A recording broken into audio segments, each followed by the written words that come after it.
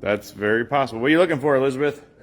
I don't even know what it's There's called. two of them. I see it. It's got the big white band on it. Hold on. I'm going to go over on the other side. Oh, I didn't know. You're already live. Yes. I already hit the button. You're going to go downrange. Yes. What is this thing? This is a collaboration between Ruger and Magpul. And it's called the what? RXM. RXM. With the emphasis on the X. The emphasis. They put the emphasis on the wrong syllable. Yeah. And it's kind of neat. It's built on a Glock Gen 3 frame, to my knowledge. Which, Gen 3s are not my favorite, but the mag catch is already way better, which is my biggest issue. Yeah, with that's Gen 3 that's Glocks. what I don't like about them either. I can actually push that one. Yeah. So optics ready.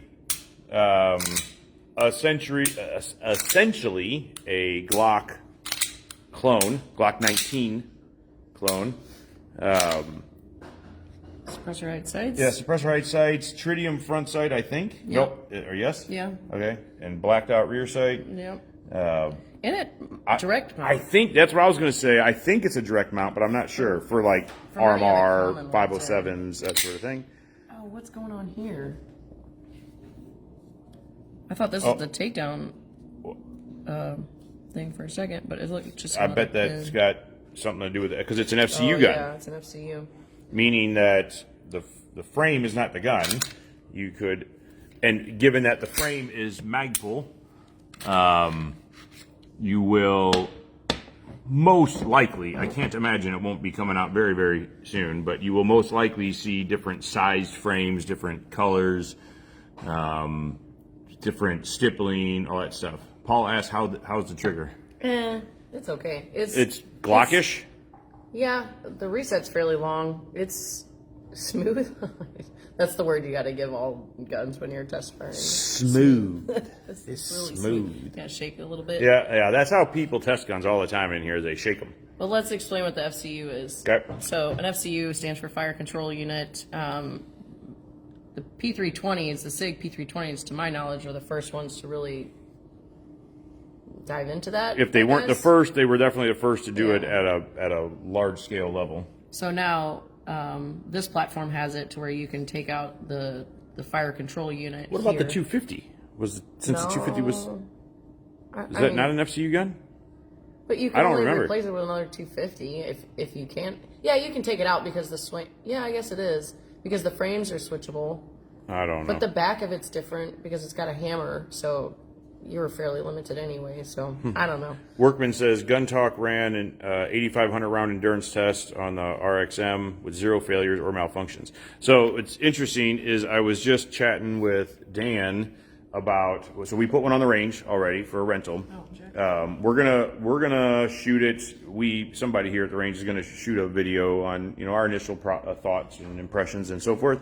But I would kind of like to, I don't get to make the choice on this, but I would kind of like to just not clean it and just see, we track the very close approximation of rounds that go through all the rental guns. And it'd be interesting to see just how long, if it's Glock-ish in its reliability for that. So, Gordon, good morning. It does take Glock mags. Okay, good. Yes. So I don't mind the P mags. I've never truly had any issues with them, but I don't know. You just don't like them. I just don't prefer them. I don't dislike them. Yeah, I've never had a problem with them. I use them all the time. But I definitely prefer Glock mags for sure. But The only reason I like the I Glock like it. mags more is because you can put baseballs on. the trigger is actually, it kind of reminds me of a double action trigger. It's like a short double action trigger. It's very smooth, but it's kind of long. And the reset's fairly long too. No. But I don't hate it. I like triggers like that, but a lot of people don't. So that's my thoughts. Do you want to try it out and I'll switch you? How are we going to do that? Danger. Is it still looking at me? Yes. Push the button. That's weird. I can't What do see you mean, it. flip the button? What's that going to do? Now it's looking at me. You still can't see it. And then I can turn it around without... Oh, it's still me again. You have got lots and lots and lots of issues. This silly band thing's got to go. Probably because I don't got need busted haircuts. in the head today. How did that happen? I don't know. I wonder if Probably that's- talking too much I crap. really kind of. I wonder if this feels shorter to me. I haven't shot a real Glock 19 in a while, but I am.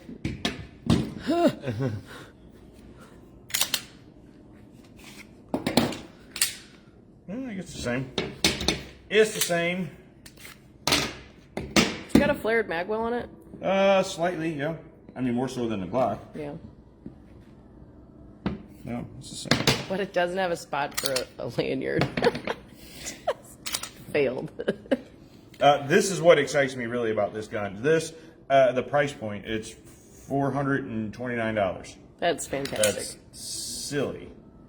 If it works, Right. and I have no reason to believe that it Yeah. wouldn't.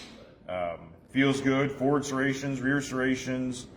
I'm kind of curious about how the optics mount thing works and all that jazz, but as far as what length of screws you can put in there, and I like the suppressor height sights. Trigger is, I mean, there's nothing wrong with it. It's Smooth, isn't it? yeah, it's just it's smooth. It's $400. I know. It's great. $429. It's kind of slick. Yeah. Anyway, it'll be interesting to check it out. I'm kind of anxious to shoot it and see how it goes. Agreed. All right. We got to go to our perch. All right. You better do that. Here. Okay. Here. Well, what'd you do? I don't They're know. not looking at anything. Why didn't you hit the button? Oh, no. That was awkward. All right, I'll put the gun. David, good morning. Jason, good morning. You have a great Christmas as well. The Glock mags are just more better. Why? Everybody wants Glock mags. Why? So, speaking of which, we do have lots of frickin' magazines here. Tell everybody I'm going to buy more. I think I might buy some more. These are $5. Whatever we have over here. Stocking stuffers. Okay. I mean, everybody wants magazines. Yeah. Especially Glock mags. I'm probably going to buy a couple more of these. These KCI mags are, I mean, they're not Glock mags, but they are very, very, very close. Metal lined magazines. You need some of the extendos. Got those. No, it's Stendos. Stendos, $5 each. Maybe you have a Smith & Wesson 5917B. It's $30 off of that thing, damn near. I can't do the math, so I'm not going to go that crazy. But you got the 45s. I mean, just Hold on. Wait, what? Wait, these aren't $5. yeah. I think everything, all the magazines there are $5. These are great for Banshees. Yeah. So are the Magpools. Yes, but those are even more Stendo. Okay. So those are some great stocking stuffers for sure. SGM's a good magazine. KCI mags are a great bargain. I've endurance tested a couple with zero issues. Awesome.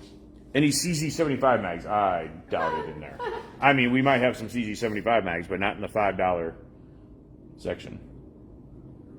Man, if you've got a 40 caliber Glock, that's you're. No, I'm gonna need to go away. So are those metal magazines with the orange followers? No. They're plastic. What still? Don Fitz. Yo. Kelsey, good morning, ma'am. What? Good morning, Henzo. Enzo? I don't know that Henzo's there, but He probably is. I'm assuming Henzo's there. All right. Whoa.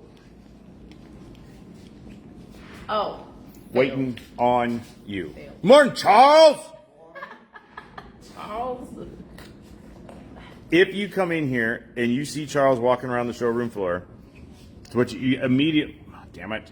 Is it not enough? Well, space? I can't fit my hand in there with the cup. Thank you. I don't know. If you walk in here and you see Charles walk around the floor, you have to stop whatever it is you're doing. You go, Charles! That's what you got to do. Please do that. He said he heard you, and good morning, too. Awesome. Thank you, Henzo. Hi, Kelsey. What are we talking about today, Miss Elizabeth? Well, first off, get really close to the camera. Oh, so this you Yeah, can see look at my that. shiner. Yes. Yeah. got my butt kicked in jiu-jitsu. No, you got your head kicked. I don't think it was. He didn't get kicked. Scratched. Yes. I don't think it was a real scratch though. Just because it So- didn't break skin. I got to roll with Elizabeth today. We only got to roll for like 42 seconds. Yeah, and then because body freaking, triangles are awful. what's his name? Fowlis took over, and then yeah. But at any rate, I beat her up this morning. Good. Half off training still available for members. Yes, Gordon. So half off training is still available for members. If you are, especially if you are a new member, we talked about the half off sale on Wednesday, and some of the parameters, the catches, if you will, to the sale. And David, thank you. The policies and so forth, but for members, they can through the 23rd. So, Nick, you're right. go get it. It's like we'll walk past each other on the mat. We actually rarely roll together, but Yeah. we just shove each other. It's like, oh, because he's not my boss when we're at jiu-jitsu. It's pretty funny. Yeah, when so it didn't work out this way, but Liz was supposed to get Shark Tanked this morning, which just means that she doesn't get a break, and we just keep whoever is rolling with her gets breaks, but she doesn't. So you just keep swapping people in, and It's brutal. it ended up getting interrupted. But it was funny, after our roll, I just kicked her to push her away from me, and the next guy jumped in. It was awesome. It's fantastic. Like Harry Potter. Yeah, I got the glasses too. That's great. I don't get it. Real. I don't get it. I don't understand. Anyway, what are we talking about today? The great caliber debate. 9mm. Shotguns, 9mm. Rifles, 9mm. Handguns, 9mm. Shotguns, 9mm. I mean, double out bucks, pretty much that. So just multiple of them. Ow! I don't know if I want to go down We could. that kind of rabbit hole, but we had a great discussion. So yesterday I had a shotgun 1 class, and we had a great discussion about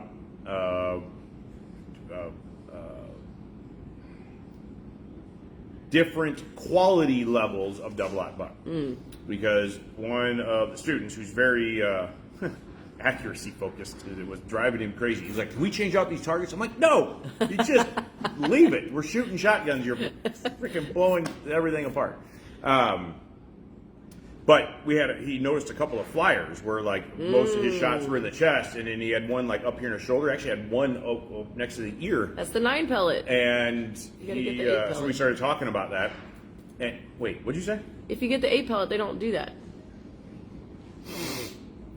Oh, let's fight again. The 8 pellets actually keep that from happening, because when they're stacked in the shell, you get ready to knock me out or something.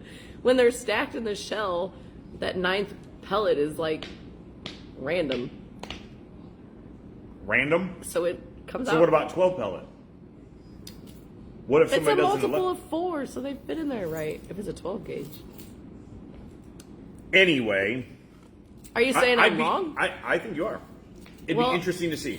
So here's typically what I'll tell you, and I don't have the. Do you want to talk, and I'll go to the office? Get No. something? No. Okay, I'll do it anyway. No. You start talking about 9mm. I'll be back. I'm sweating already. Good. I'm gonna go get shotgun shells. It's okay, just take your time. I will. I'm just gonna stand here awkwardly and not say anything. Oh, Don, why did you have to say that? Caliber or calibre? You know, I've seen it both ways, but I don't know. So what I've seen, let's just stay on the shotgun thing for a second.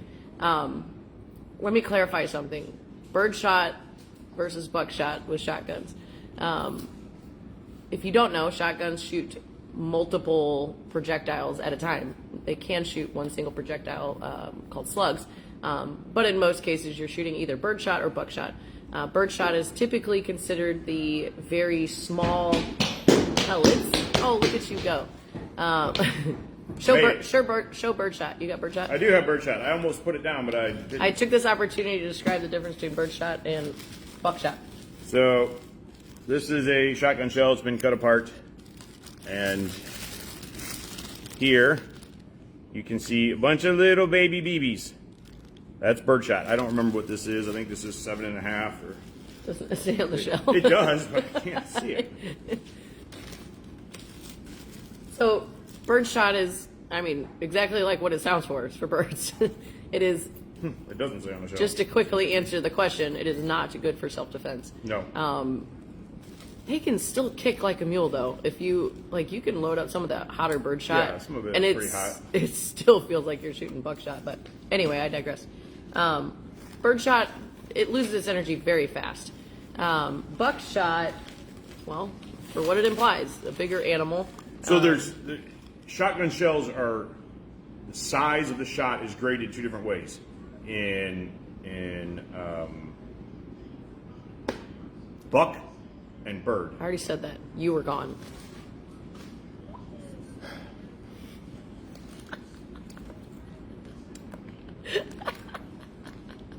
Anyway, so this is 9-shot double-aught buck, and this is kind of what?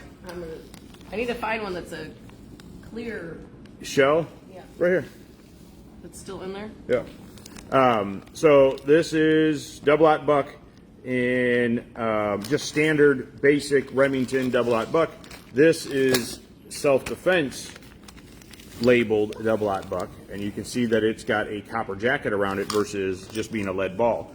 So that when you see flyers, it's most of the time because I want to find they're just 8 pellet. lead in here. You're not going to find here's 8 one. pellet because it's dumb. There is an 8 pellet right here. And I want to know how they stack in there because. Yes, let me interrupt you some more. Dang it! Then come over here. You can't see it. Dang it. This is 8-shot. It is not Or 8 shot. 8 pellet rather. Sorry. Anyway, like I was saying, the double-aught buck straight lead balls, when it goes bang, they all smash into each other, and so they create flat spots. And when it's traveling down range and it starts spinning, it can cause them to have flyers. You'll have a group of them like this, and then you'll have one that's way high or low or whatever. You do not see the same thing in shot that has been jacketed. Okay, that is why you see the flyers. I agree with that too, but there is also it was a Lucky Gunner episode. He does a lot of ammunition testing, and he was explaining why a lot of times with the 9 pellet you get those flyers. It's because of the way they stack them in there. But I was just looking at that, and it's like 4, 3, and well now I'm 2. If it's 4, 3, 2 would be 9. I want to go watch the video again. It's been a couple years since I've seen it, but I definitely remember that. So I remember since then I've always tried to stick with the 8 pellet. Another thing that's not. There's so much more that goes into it. 100%. There is more. But if I can choose Hornady critical defense that's copper plated and it's 8 pellet versus the same exact ammo that's 9 pellet, like I'm going to choose 8 pellet because based off of the research that I've done, I have learned that the 8 pellet is less likely to have those flyers. Okay. Well, what if your research is wrong? I wish we had. To what end? I wish we had some federal flight control here because I don't know. Actually, this is flight control. Oh. Yeah, that is. So how many? Cup is. How many is this? 1, 2, 3, 4, 5, 6, 7, 8. Okay, so this is only 8, right? Right. And a lot of the defensive ammo is only 8 pellet. 1, 2, 3, 4, 5, 6, 7, 8. Nope, it's 9. It's 9. But that's a whole nother aspect of it. That's the wad, the shot cup. That's where I'm going. There's a lot more that goes into it than just number of pellets, right? So Nick's gonna turn his car around. Away. Oh God. So this is gonna be bad in the comments. I can see already. This wad is out of the Remington double-aught buck. So if you're unfamiliar, Dang it, there's too many things going on here. Essentially, all of the shot shells sit down inside this cup, okay? And when the shell goes bang, the primer ignites and ignites the powder burns behind here, and it pushes this wad down the barrel that's holding on to all the shot. And after it leaves the barrel, this is obviously much lighter, it slows down much faster, the rounds keep going, this usually goes somewhere goofy. If you see a big hole somewhere, especially if you're shooting relatively close, 7 yards, 10 yards or so, you might see a big weird hole in the paper, that's usually this hitting it, okay? The wad for the federal flight control is not open like this one is, okay? It's solid at the end, so it holds on to the shot for much longer, which is awesome. I should have brought the damn target out here too. But I've got a target that I use to show the simple difference that ammo can make being shot out of the same shotgun. And at 15 yards, the federal flight control stuff held a group about this big with all the pellets. At 15 yards, the Remington, just run-of-the-mill double-aught buck, was covering the whole target with the potential of things missing the target. So let's clarify something. First off, one of our lives, we're going to shoot shotguns, and we're going to shoot 8 pellet and 9 pellet. Okay. Exact same ammo, exact same gun, and we're going to try to see if we can iron it out ourselves. Okay. Done. Okay. And regardless, this whole debate, this whole conversation, shoot your ammo through your gun to know how it works. How it works. We started off talking about 9mm and we're getting into shotgun shells. But specifically with shotguns, if your shotgun is loaded for home defense, you need to go shoot that ammo exactly at the furthest distance that you could ever expect to need it from, and see how much it expands. That exact ammo, that exact gun, and see how much it spreads out. Is that big cloud of death and destruction really what you want? No, it's not. That's what a lot of people think, is that, man, there's somebody standing, 4 yards from me, and I pull the trigger. I don't have to aim it. I don't have to do anything. I can just shoot. That's bad. Not true. That's bad. If you were using that Remington double-aught buck at 15 yards, if you're not as precise with your ability to aim and shoot the gun, you're going to have a bunch of them that completely miss. That's not good. Having a quality self-defense ammo in a shotgun is just as important as it is to have quality self-defense ammo in your 9mm or your rifle or whatever. So, Don Fitch, we'll get into some of the aspects of stopping a threat. So let's back up from shotguns for a second. Okay, so we talked about shotguns. Birdshot bad for defense. Buckshot good. Double-aught typically get good quality stuff, plated. Anything that's flight control is amazing, and then Hornady also has its own. So flight control is from Federal only. It's a not proprietary. What's the name? Yeah. Trademarked. And then Hornady also has their own version of it as well. But you got to look for it specifically because they have both. Some with flight control, some without. Okay, so back to caliber and handguns. Defensively speaking, you can get all kinds of calibers for fun and plinking and just making the thing go boom, whatever. But when it comes to defensively speaking, this has been a debate for a long time. Statistically, all the calibers have a very similar percentage of stopping a threat. What starts to matter? I was just gonna say, well, what does that mean, and with what? If I shoot somebody in the kneecap with a 9mm and somebody in the kneecap with a 22 and somebody in the kneecap with a 45, that's different. So okay. What I'm saying is a defensive use of a gun, which also, depending on the research that was done, could just involve just the display of a gun. A lot of times, defensive gun use ends in just a display, and that's no it. Shots fired. It's actually like 2% or less that actually involves someone shooting. So, if you have to use it, the caliber that you use is important because the first shot to actually hit a vital area to cause bone destruction or traumatic blood loss or something to physiologically stop someone, usually is the fight winner.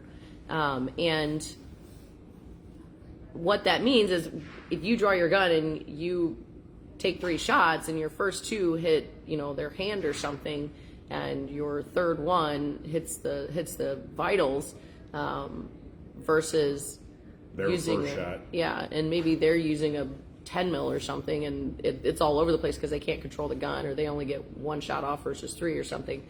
Your ability to shoot the gun accurately and efficiently is what's going to matter.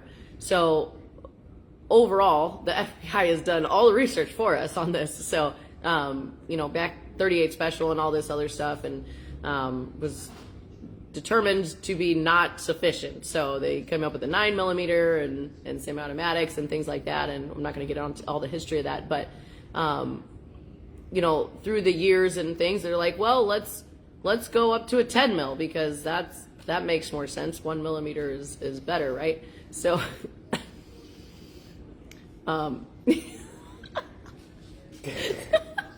So let me just clear something up though. We're talking, when I'm just saying 9mm or 10mm, we're talking about the diameter of the bullet. The overall length of the cartridge is a huge aspect of this as well. So just talking about 9mm versus 10mm, the FBI is like, all right, let's go to the 10mm. They found that the officers couldn't qualify with it because of the excessive amount of recoil. And their guns weren't really built to handle that amount of recoil at that time. So they were having a hard time with the 10 mil. They decided to dial it down and shorten the casing and put less powder behind it so it wouldn't have the same recoil kick. So it was still pretty spicy though. So what did that become? It's the 40 Smith & Wesson. So the 40 Smith & Wesson and the 10 mil had the exact same size bullet. Even then, through the years, it's still being pretty spicy round to shoot, and you're losing capacity the bigger diameter of the bullet that you have. So almost all agencies are now going back to the 9mm. Even, well, never mind. I won't share certain information. I mean, whatever. But almost every agency is going back to the 9mm now. So I don't know. And they definitely don't carry anything smaller than a 9mm. Yeah, I have never seen an agency carry anything smaller than a 9mm. So based off of the capacity, your ability to shoot it, and its stopping power effect, the 9mm has proven itself a gajillion times over. And over and over. You're also still going to have more options for guns and ammo. Yeah, it's about shot placement, right? That's what we hear all the time. Your ability to get to your gun, draw it, out of your purse, out of your backpack, off your waistband, and be the first one to get hits high center mass. That's the person who wins, right? So if that's with a 380, okay, as long as you can be the first person, you can efficiently and effectively draw your gun, present to the target, and get good hits. That's the most important thing. Caliber becomes important because of what you just said of availability of options, right? You have far less options in 380 for gun choice. You have far less options in 380 in ammo choice. Ammo is also more expensive. Same when you go to 40 or 45 or whatever. I'm not saying that there's anything wrong with carrying those calibers. It's just your ability to make the best choice possible is more limited. Can you find a 380 pistol that fits you perfectly? I'm sure you can. I'm sure you can. Another sacrifice you make with the 380 is the reliability of expansion of your hollow points. So, handguns aren't necessarily the best energy dispersers. So hollow points play a big role of that. So, whenever you use a hollow point, it expands whenever it hits something. 380 is actually a shortened 9mm, much like we talked about with what you're saying. Yeah. Much like the 40 is a shortened 10mm, the 380 is a shortened 9mm. So 9mm is 9 by 19 millimeters, and then the 380 is 9 by 17. So So be careful of that when you're buying ammo. Don't go out and buy 9mm short for your 9mm. I was really, I was trying to see if we had any boxes. We have boxes of ammo sometimes that say 9mm short. S&B, cellular and below. Oh, God. They label it like that. Yeah, and it's that frustrating. screws people up all the time because It ammo's does. not returnable either. And you think you're buying 9mm, and then you don't you realize it later that you're actually trying to run 380. Yeah. So you're losing the reliability of expansion of that hollow point, which again helps with energy dispersion, and then it also makes a bigger hole, and then it also slows the bullet down as it's traveling through to help ensure that there's not overpenetration. So I'm sure ammo has come a long way technologically, but it says a lot when there's no law enforcement agencies that carry anything less than a 9mm. I would say, based off of the ballistics that I have seen and the research that I have seen, I would not rely on anything smaller than a 9mm if I could at all help it. I have definitely had students that can only shoot a 22, for various reasons. Maybe it's, hand disfigurement. That was one of the cases where I had a lady that had severe rheumatoid arthritis, and she just couldn't simply handle a 9mm. So, but she was willing and able to carry a 22. The downside to 22, while you can shoot it easily, you can shoot it efficiently, is the reliability of it actually firing because of it being a rim fire cartridge. And when we talk about rim fire versus your typical ammunition being center fire, so we're talking about the primer that actually makes the bullet, the projectile, leave. So when you have your projectile, just pull one of my guys out. So your whole projectile here, okay? Your projectile's right here. This whole thing is a cartridge. Back here on the back, you have a little button called a primer. That is your explosive compound that the firing pin will strike very precisely in that little spot. And that explosive compound lights the gunpowder that's on the inside of the casing. It burns rapidly and then forces the projectile down the barrel. On a 22, there is no single point of impact for your firing pin. It's actually in the rim. I guess they use a centrifuge to spin it into the rim of the cartridge. So it's very common that you get dead spots on the rim. So they have, you get a ton of misfires and a ton of malfunctions, a lot of type 1 malfunction, a lot of type anything malfunctions with 22. They a lot of click, no bang. A lot of, and just because they're low energy, they don't cycle the semi-automatics very well. The powder they use is typically pretty cheap, so it's dirty. A lot of times the projectile is not coated, it's just lead, so your barrel gets dirty faster, your chamber gets dirty faster. So then things start slowing down a little bit, and the power, the energy of the gunpowder lighting isn't enough to cycle the action anymore once it starts getting a little bit gummed up. So you have more problems with them sooner. Yeah. That's really the biggest reason. Is it a high power caliber for self-defense? No. Could it be used for self-defense? Sure, absolutely it can. Is it lethal? Yes. Absolutely it is. More people have been killed by a 22 because they discredit it. And just don't do that. It's very lethal. The biggest reasons that we don't recommend it is simply because of cycling issues. Now, what about 22 in a revolver? Okay, now, you don't have the cycling issue for sure. I can see some more validity there if for whatever reason you need to carry a revolver and that sort of thing, and 22 is your only option, especially if you get 22 mag. It's a pretty spicy round. I think I disagree with the cycling issues being the most common issue. I feel like the misfires are the most common issue because you get those dead spots on the primer. So yes, I would agree with the vast majority of all ammo. Like when you take because it's such a freaking mass-produced thing, you can get high-quality 22 ammo as well. That should, in theory, just like with high-quality 9mm. That's one of the reasons why defensive ammo costs more, because there's more checks and balances and making sure it's going to work right. You can have the same thing with 22. You can get more high-quality 22. Now, exactly what that is and how that, what that looks like from a percentage standpoint of working versus not working, I don't know the answer to that. But I do know that the federal punch ammo is fantastic ammo for the 22, very high quality. So something to keep in mind if 22 is your absolute choice on that. And the whole point of this is to discuss the sacrifices that you make. Everything is a sacrifice. Yep, everything. It doesn't matter. If you're carrying a Glock 19 and 9mm, you're making a sacrifice somewhere. Yeah, absolutely.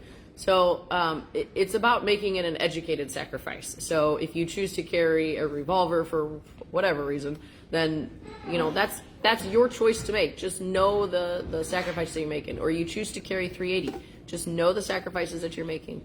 And that's really what this is about. So overall, caliber, self-defense wise, just be, again, know what you're sacrificing. Reliability of expansion of your hollow point. Well, let's talk about the stopping effect for a second.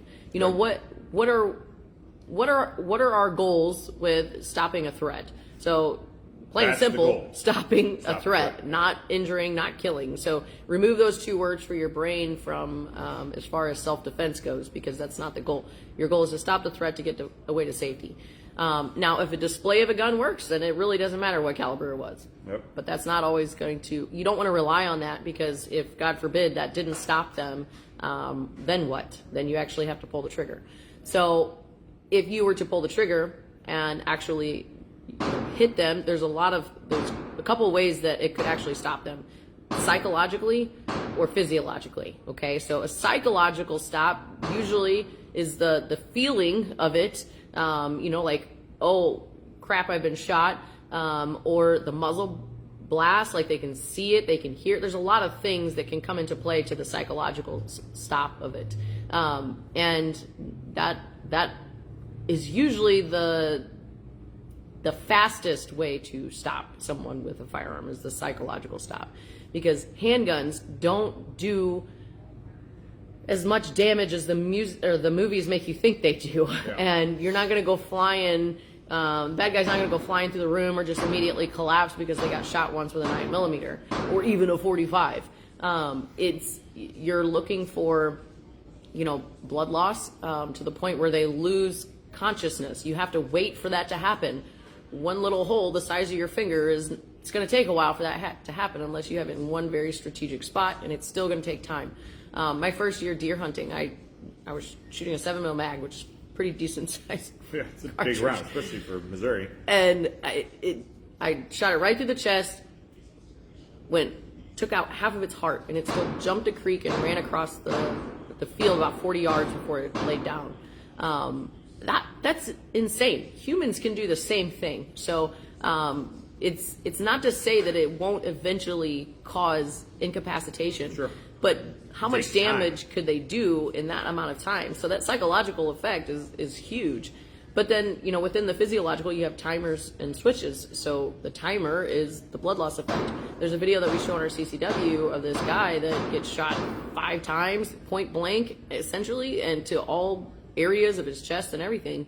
For one, he survived overall, and for two, he fought these 2 girls, one really physically, for almost 2 minutes, and was able to wrestle the gun out of one of their hands and attempt to shoot back. So an amazing amount of energy still there. Yeah, what's interesting in that video is, and the reason I like to show it is because of exactly what you talked about, the timers and switches. This was a timer, right? He had the desire to hurt them, and even though he'd been shot multiple times, he was still continuing to try and hurt them. It wasn't until the timer started ticking too fast for him, and he was losing control of the extremities. He was enough blood loss that his brain was taking blood away from his arms and his legs, and he was losing his ability to stand and function. He still survived it, right? But it took a while for that to happen. 90 seconds, 120 seconds, something like that, before he finally was losing his ability to physically fight, and that's when the mother and the daughter ran away. That can take time. Now, we don't know what exactly they were shooting. I'm 93% sure it's a .38 special and a .380. Mom and daughter each had different guns. I don't know if it was self-defense ammo or if it was range ammo. I have no idea about that. My guess is self-defense ammo, only because the daughter shoots him point blank in the back while he's fighting with the mom, and she did not mom doesn't get hit. Now, that could be neither here nor there, but then daughter also shoots him point blank right in the middle of the chest, and then he tries to shoot the daughter. I mean, literally point blank right in the middle of the chest, and he took it and continued to fight. So you never know. Yeah. And you need to have good shot placement, and you need to keep acting until the threat stops. And Don brings up, bad guy on drugs and adrenaline, 100%. Yeah. Adrenaline is an amazing drug. Yeah. An amazing drug. And somebody that's usually willing to attempt to take a life or, hurt you to that extent, there's a good chance they've already experienced that level of pain or that level of fighting. That's probably not new to them. So them understanding how to fight through that and knowing that they can is something that you're probably not privy to. And that desire to keep fighting on past they might have it. And the fight's not over till they say it's over. So, timers there's also switches, central nervous system, something that could incapacitate immediately. Something else that I had heard recently in a video I was watching was, I know this, but I rarely talk about it. I just don't even think about it. Is bones, the pelvic girdle, to shoot bones to where you can break bones, that can also incapacitate. Not necessarily a timer or a switch, but definitely enough to cause some dropping effect, incapacitation. Right? And yes, there's some major arteries there too, so it can be a pretty fast timer as well. It certainly wouldn't be a switch, but it can be a pretty fast timer. And that's you're only talking about that if shots here haven't worked. This is always where we go to first, always, right? It's a big target. It doesn't move as much as anything else. But if you put a couple of rounds here and nothing has happened, there's other options. Face or the pelvic girdle or the two big ones. So I actually, one time I was walking down the street, we were all for a walk, and my two sons were walking up ahead of us, and it's like, whether you're in this world or not, little visualizations come to your head, like, okay, what if someone scooped up my son and started running away with him? What do I do? Do I draw my gun and shoot someone in the back that's carrying my son? Like, that is terrifying to consider, the fact that I could be the one to hurt my own child. And what's the other side of that? Like, what do you do? But then so I start processing, like, where would I aim? Well, I would be aiming towards her butt cheeks, really, because if they're carrying him up here, I would want to aim something that would incapacitate but would be the least likely to hurt him. And those thoughts are hard to have, but I'd rather have them not in that situation versus in it. So, see, there I was. Luckily that never happened, but again, I thought about it. So, anyway, so. Brian, good morning. I rely on volume of fire. Yes. But you still got to make good hits. Right. Still got to make good hits. I feel like there was something else I wanted to talk about with There's caliber. always something else you want to talk about. Always. Yes. But what was it? I don't know. Okay, that's good. Yeah, it's good. I don't know either. What would you defend yourself with against a bear? Your fist just choked that sucker out. I just pop him. I'm just gonna boop him in the nose. Boop. He'll giggle, I'll giggle, and then he'll eat me. I mean, legitimately, I don't have a 10 mil, so that's woman. Oh my god! I think they were talking about. He's probably referencing that stupid Facebook message thing that was going around. It's like, women are more terrified of a man being in the woods with them than a bear. I was like, are you kidding me? Yes. Jesus. Anyway, that's ridiculous. I am totally. I feel more safe with this unpredictable creature that wants to rip my face off. Anyway, That's a topic for Modern another society. day. Me too. So I had this 72-year-old lady. Here's one of my stories, Don Fitz. I had this 72-year-old lady come to me, and she's like, hey, I go and travel the parks and stuff, and I go hiking and things, and I've encountered a bear before. Luckily, nothing happened, but I want to be prepared for next time. So she came and took lessons with me and set her up with a Glock 20. Glock 20 is a big gun. Yeah. I have a hard time shooting it. But 10 mil that's the way to go for bear, I think. And that's so fascinating to me because you need the velocity of a 10 mil to get past all the structure of a bear, the fur, the fat, and all that stuff. And, you would think like, oh, I'd get a 45. That bullet's moving too slow. It probably wouldn't even probably break the skull if you shot him in the head. But, velocity and the size of the bullet matters. And this is probably something you'd be better at talking about than I would. But what? Just what about say 22 it. on a bear? Okay, you're gonna have to talk me through this one. I can see that there's probably something I'm missing. Yes, so there's shoot in an the article eyeball. out there. I will see if I can find it. I actually sent it to you. This is probably like 3 years ago, of how many documented cases there are of self-defense with a 22 on a bear. It was mind-blowing to me. I thought, no freaking way. I remember reading the title of the article and thinking that this, somewhere in here there's going to, this is, what the hell they call that? I want to say bait and switch. Any rate, I didn't think it was going to be a valid point, but it was. It was like all these documented cases of lots of different self-defense, but then they got with an animal, and they got into how many were people saved themselves with the use of a freaking 22.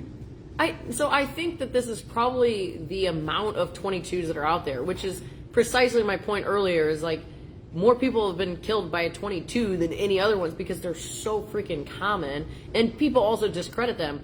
I would say most people are probably only comfortable, especially as a sidearm in the woods or something, some hiker or hunter or something like that. Like, when I go hunting and I go to deer camp with my family, they all got rifles, and I of course have my rifle for hunting, but then I keep my handgun on me as well. And screw concealed carry. I'm out in the woods, so I open carry. And they're like, "Why do you got that thing?" I'm like, well, bobcats and skunks and stuff. I got chased by a skunk one time, but the concept isn't they don't understand. So they're like, "Okay, I'll put this 22 on my hip and be good." So I think it's probably just the amount, but. So Brian says he has a hunting buddy who got charged by a brown bear, 37 glanced off his head. So I had a cop in one of my classes not too long ago. We were talking about headshots. We were, talking about shot placement and all this different stuff. And when we are articulating timers and switches and all that, we talk about central nervous system, not headshots, because they're two different things. And I talk about the possibility of a projectile hitting somebody in the head, but just glancing off the skull and exiting the back, but never actually penetrating the skull, just staying underneath the skin. And this guy's like, hey, absolutely, I've seen it. I had a student in my class probably a year and a half ago who, when we were talking about this, took his hat off, and he actually had a scar on his head from it happening to him. Crazy. Anyway, this cop that was in class was talking about getting charged by a pit bull and shooting it, and he said it bounced, literally bounced off his forehead. And he's like, at that moment, I was like, oh shit. Now, the pit bull ended up changing direction and leaving, which is what I kind of remember happening in that article of the 22s. Sometimes bears were shot, and it was just like well, that sucks, and they just get up and go away. Right. It doesn't necessarily kill them. There's something else Reagan might agree that a 22 would be legal. There's something else I wanted to talk about, a comment I saw up there, and I don't remember what the hell it was, but... People keep saying just outrun who's with you. Yeah. I don't know. It doesn't matter, but what happens to deer camp stays at deer camp. Mom, that was a different time. Immediately blinded by the glare. Screw you! A lot of people don't even know he's bald. It cracks me up. Yeah, I actually got sprayed one time when I was a kid. It was pretty bad. That's awesome. I was banned from our campsite. I don't even want to say it, but I'm going to say it. I've never been sprayed by a skunk, and I don't want to. Today's the day. Great. That'd be interesting. Go out in the back. Yeah. I did get chased up my deer stand one time by a skunk.